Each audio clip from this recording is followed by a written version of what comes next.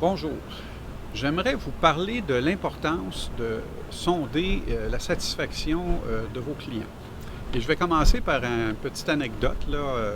Imaginez que vous partez le matin, faites le plein d'essence dans un dépanneur qui offre un service d'essence. Et lorsque vous entrez payer, il y a un petit comptoir à café et vous décidez de vous prendre un café. Il y a 4 sortes de café, le Mocha, le Java, le Arabica, puis un autre, là. Et là, vous ne savez pas trop, mais vous en choisissez un, vous allez payer, puis votre café fait votre affaire. Est-ce que c'est le meilleur café? Est-ce que c'est celui que vous préférez? Est-ce que vous avez goûté les autres cafés? Et souvent, la réponse, c'est non. Mais en les regardant comme ça, vous avez pris votre décision en fonction de vos perceptions. Bien, je vous dirais que la plupart des clients, quand ils achètent quelque chose, c'est ce qu'ils font. Alors, ils vont acheter en fonction des perceptions qu'ils ont, qui peuvent être très éloignées ou très près de la réalité. Alors, évidemment, le but d'un sondage, si les perceptions ne sont pas favorables à vous, bien, c'est à vous de travailler pour les faire changer ces perceptions-là. Et si à l'inverse, elles sont favorables, bien, vous pouvez vous en servir pour faire du développement.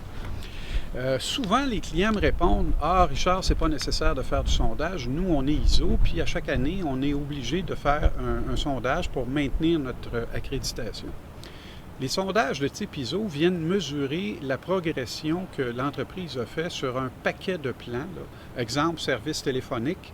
L'année passée, vous avez eu 7.2. Cette année, vous avez 7.7. Vous vous êtes amélioré, vous êtes content et c'est parfait. Mais ça ne vous dit pas la qualité du service téléphonique de votre concurrent. Alors, s'il a 10, votre 7.7 n'est pas super bon. Par contre, s'il a 5, votre 7.2 de l'année passée est amplement suffisant. Et, soit dit en passant, le service téléphonique, est-ce quelque chose de déterminant dans le choix d'un fournisseur pour votre client? Alors, un sondage marketing, c'est pas du tout la même chose. En fait, il y a plusieurs objectifs habituellement qu'on va rechercher là, dans un sondage de type marketing. Premièrement, un élément important, quels sont les besoins prioritaires du client? Prioritaire, là, ça veut dire que si vous ne les comblez pas, le client va définitivement changer de fournisseur. Puis il peut aussi avoir d'autres besoins plus secondaires. Et ceux-là, si les besoins prioritaires sont satisfaits, bien, il va peut-être accepter une moins bonne performance sur quelque chose de moins important pour lui. Mais il faut savoir lesquels sont prioritaires. Ça va vous permettre aussi de mieux connaître vos concurrents, parce que dans un sondage marketing, on veut avoir de l'information sur vos concurrents. Et souvent, ça va même permettre de découvrir qu'il y a d'autres concurrents que vous ne connaissez peut-être même pas. Les perceptions de la clientèle, j'en ai parlé, mais aussi part de marché. Quel pourcentage de leur volume est-ce que vos clients vous donnent et combien ils donnent à leurs autres fournisseurs? C'est un élément très important à connaître. Je vous donne un exemple en terminant. Il y a quelques années, j'ai fait une planification stratégique chez un fabricant de portes architecturales haut de gamme. La première fois que je l'ai fait, on a décidé de ne pas faire de sondage auprès de la clientèle pour minimiser les coûts. Et dans les forces, ce client-là mentionnait que la qualité de ses produits était de beaucoup supérieure à la qualité des produits concurrents, quels qu'ils soient. Et dans ses faiblesses, on avait identifié un service de correction là, des petits défauts après la vente, un peu lent.